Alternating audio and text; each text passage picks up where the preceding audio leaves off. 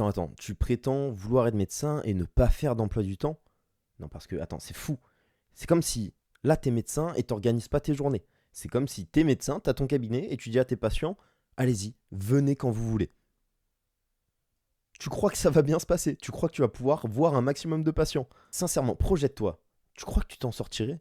Absolument pas. Bien sûr que des médecins mettent des créneaux sans rendez-vous, tout comme toi, tu pourrais mettre des créneaux où t'as rien de prévu sur ton emploi du temps, mais c'est pas pour autant que ces créneaux-là doivent être l'entièreté de ta journée, et surtout pas l'entièreté de ta semaine. Parce que si un médecin faisait ça, certaines consultations dureraient 1 heure alors qu'elles pourraient durer 15 minutes, il y aurait 15 000 patients chaque jour en même temps, tu finirais tes journées tous les jours à 20 h, 21 h, 22 h, et surtout, même en finissant à 22 h, bah il y aurait tout un tas de patients qui viendraient pour rien, parce qu'il y a de la demande tout le temps. Du coup, tu serais obligé de les renvoyer chez eux.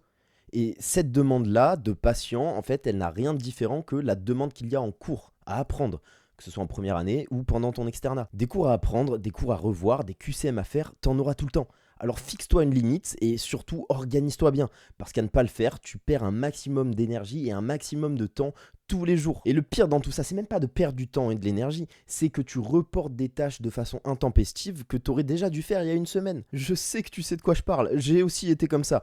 Alors maintenant, viens un petit peu que je te montre comment faire un emploi du temps de major de promo. Cette vidéo, elle va pas être très longue, tu vas pouvoir l'appliquer dès maintenant. Peu importe si tu es un étudiant qui veut majorer sa promo ou si tu veux simplement passer à l'année supérieure ou avoir le temps de faire tes soirées si jamais tu es en deuxième année et que tu veux juste assurer un minimum tes cours pour pas te retrouver à un mois des examens à devoir tout rattraper. Et allez, même si t'es pas en médecine, n'importe quel humain aurait un intérêt à faire un emploi du temps juste pour vivre la meilleure vie possible.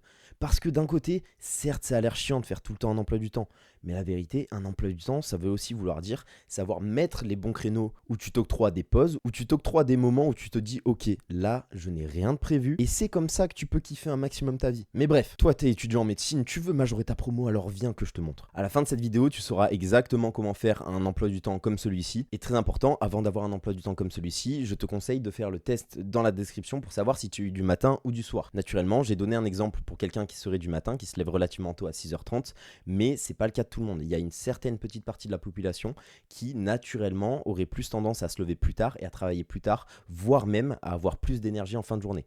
Vous êtes un peu bizarre, mais je ne vous exclus pas, vous existez, et donc très important, faites le test en description pour savoir. Ok, on se retrouve sur Google Agenda, qui est pour moi l'application de base pour faire son emploi du temps, et peu importe l'application que tu utilises, ça va marcher. Il faut juste que tu adaptes ça aux fonctionnalités de l'application que tu utilises. Et je dirais même que si tu as l'habitude de faire ton emploi du temps sur papier, c'est exactement la même chose. Tu vas pouvoir suivre les mêmes étapes pour faire ton emploi du temps de major de promo. Du coup, on est sur mon Google Agenda qui est totalement vierge comme moi. Et la première étape, ça va être de savoir à quelle heure tu te lèves et à quelle heure tu te couches. Par exemple, mon emploi du temps idéal, ça serait un réveil aux alentours de 6h à 6h30. On va mettre 6h30. Et la première étape, ça va être de créer un créneau réveil que tu vas mettre du coup à l'heure où tu veux te réveiller. Et en double-cliquant dessus, tu vas pouvoir faire un truc très stylé, c'est que tu vas pouvoir mettre ce créneau tous les jours. Et là, boum, tu as ton réveil tous les jours. Je te conseille de le mettre dans une couleur différente. Par exemple, moi j'aime bien noir. Et tac, tu mets cet événement tous les jours. Ensuite, la deuxième étape inhérente à ton heure de réveil, ça va être de calculer ton heure de coucher. À quelle heure tu dois fermer les yeux pour avoir tes 8 heures de sommeil minimum. Ça peut être 8 heures, ça peut être 7h30, ça peut être 7 heures si ça te suffit. Sois critique avec toi-même et si tu as besoin de 9 heures, mets 9 heures. Honnêtement, il faut que tu sois reposé. Mais bref, on va dire que j'ai besoin de 8 heures de sommeil.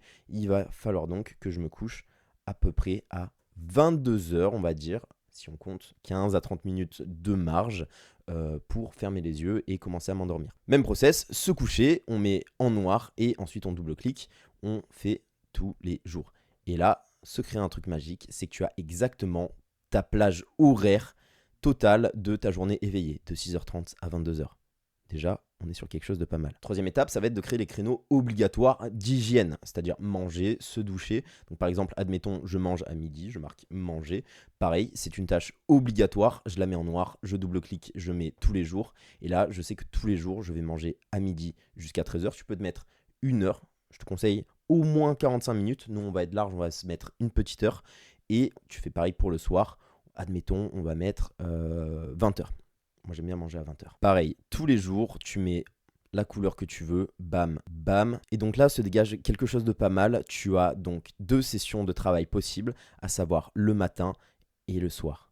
Et ces créneaux-là, peu importe que tu fasses ton emploi du temps la veille pour le lendemain ou pour la semaine, tu vas avoir besoin de les mettre. À part si ça change, à part si des fois tu manges à 13h plutôt que midi pour X ou Y raison, et là tu vas pouvoir bouger à certains moments. Mais je ne vais pas m'éterniser et on va rester standard. On veut un emploi du temps de major de promo clair, précis, qui se répète. Bien sûr, on n'oublie pas de se doucher, donc tu peux marquer se doucher aussi, par exemple de 21h à 21h30, se doucher, skincare, tout ça, on est des gens propres qui prennent soin d'eux quand même un minimum. C'est pas parce qu'on révise 18 heures par jour qu'on ne doit pas se doucher. Et donc voilà, là on a quelque chose de cool, c'est-à-dire qu'on a à la fois nos plages de travail et à la fois nos plages obligatoires d'hygiène. Et si on compte, on voit qu'on a déjà 5 heures le matin et à peu près 7 heures plus ou moins et demie le soir. La quatrième et prochaine étape maintenant, ça va être de créer tes créneaux obligatoires dans la semaine, à savoir ceux auxquels tu ne peux pas déroger, que ce soit des rendez-vous médicaux, que ce soit le fait d'aller à la fac. Ça peut être des trajets aussi, par exemple, bam, si après, donc à 13 heures, je fais par exemple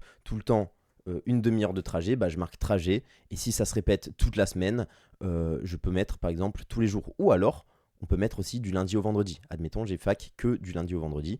Et donc, je peux mettre une autre couleur.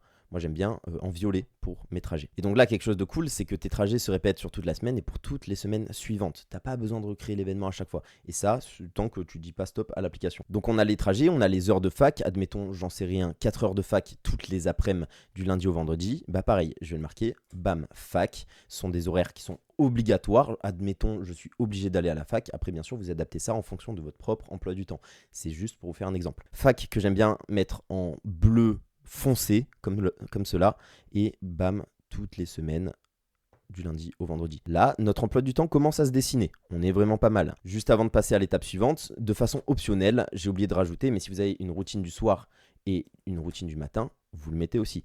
Routine du soir, bam, tous les jours. Et vous changez la couleur. Moi, j'aime bien pour mes routines la couleur lavande sur Google Agenda. Donc, routine du soir et pareil pour le matin. On a bientôt fini. Vous voyez comme on est des personnes organisées maintenant. Et donc, la dernière étape avant de mettre ces heures de révision personnelles, c'est de mettre tous les créneaux qui sont, on va dire, très importants, mais parfois optionnels. Désolé, je sais que ça me fait mal de dire ça, mais parfois, le sport, c'est optionnel. Il y a des fois où il faut qu'on le skip.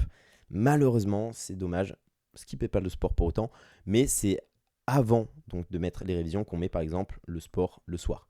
Admettons, tu veux faire du sport le soir, tu mets sport, bam, moi j'adore mettre la couleur vert clair, bam, c'est le meilleur moment de la journée.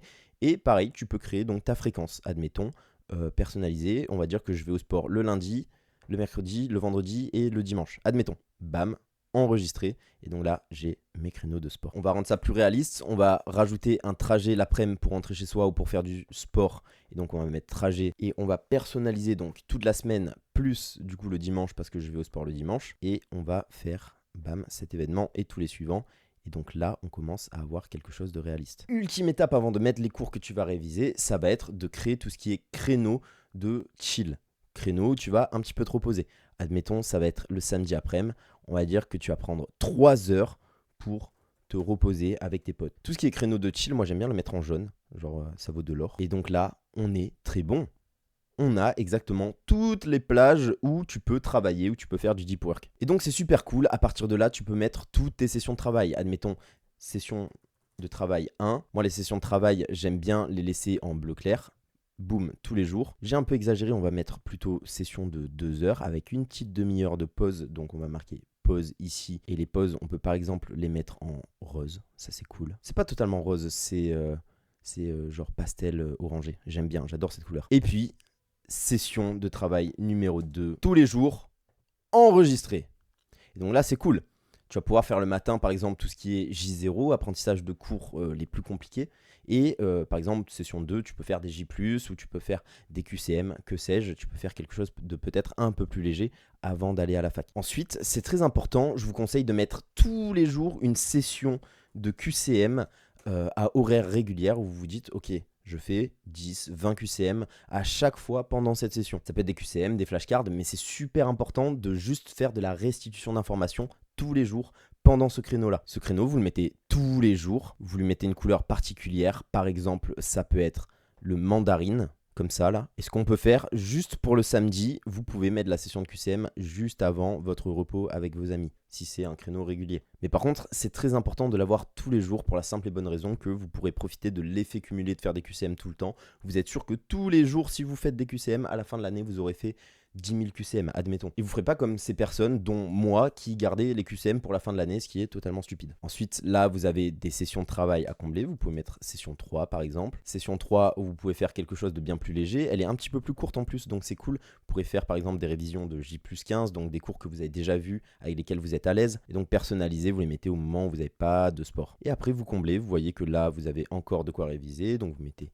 session 3. Et puis là, vous avez aussi de quoi réviser. Bon, vous avez compris, session 3, vous mettez les postes que vous voulez. Et là, vous vous retrouvez avec un emploi du temps totalement équilibré où vous avez vos heures de sommeil, vous avez vos routines, vous avez vos créneaux à la fac, vous avez aussi vos sessions de sport, vos sessions régulières de QCM, une petite session en quart de journée, la fin pendant le week-end où vous voyez vos amis, vous profiter un petit peu de la vie. Et pour autant, vous avez de quoi abattre beaucoup de travail. Vous avez 39 heures de révision sans compter les heures à la fac. Et si on rajoute les heures à la fac, ça fait du 59 heures de révision, soit presque du 10 heures de révision par jour. On est à 8h30, 9h de révision par jour, je pense. Et je peux vous dire que si vous avez une méthode de travail adaptée et que vous êtes pleinement efficace pendant ces heures de travail, ça suffit. Et encore une fois, on est sur une moyenne basse. On est sur une semaine où il y a beaucoup de jours à la fac. On est sur une semaine où vous prenez du repos avec vos amis.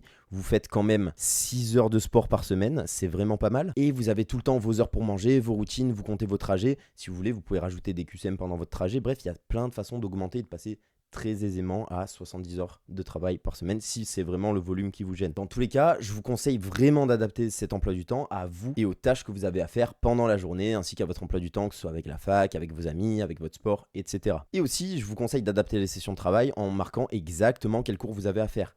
Cardiologie, FA. Là, boum, pneumologie, pneumopathie. C'est très important que vous sachiez exactement quoi faire à chaque session de travail, presque à la page près. Au plus vous êtes précis dans ce que vous dites que vous allez faire, au plus il y ait de chances pour que vous le fassiez et que vous réussissiez à le faire dans le temps imparti. Pour ceux qui n'aimeraient pas trop ce côté psychorigide, vous pouvez aussi très simplement rester sur session 1, session 2 et décider à chaque fois de ce que vous allez faire la veille pour le lendemain ou même le jour même, mais j'avoue, je déconseille un petit peu, je conseille surtout de faire la veille pour le lendemain. Si cette vidéo vous a plu, vous pouvez bien évidemment vous abonner. Si vous avez des questions, vous pouvez les mettre en commentaire. Et si jamais vous voulez me confier personnellement votre réussite au sein de mon programme qui s'appelle La Régène, où on prend des étudiants, on les rend excellents avec nous sur toute l'année, vous pouvez cliquer sur le lien dans la description. On fonctionne sous forme d'appel où nos étudiants vous présentent exactement comment on fonctionne. Dans tous les cas, on va pas vous manger, vous en ressortirez toujours avec des bons conseils. C'était votre gars Julien, votre médecin préféré, et on se dit à très bientôt pour une prochaine vidéo les gars. Ciao.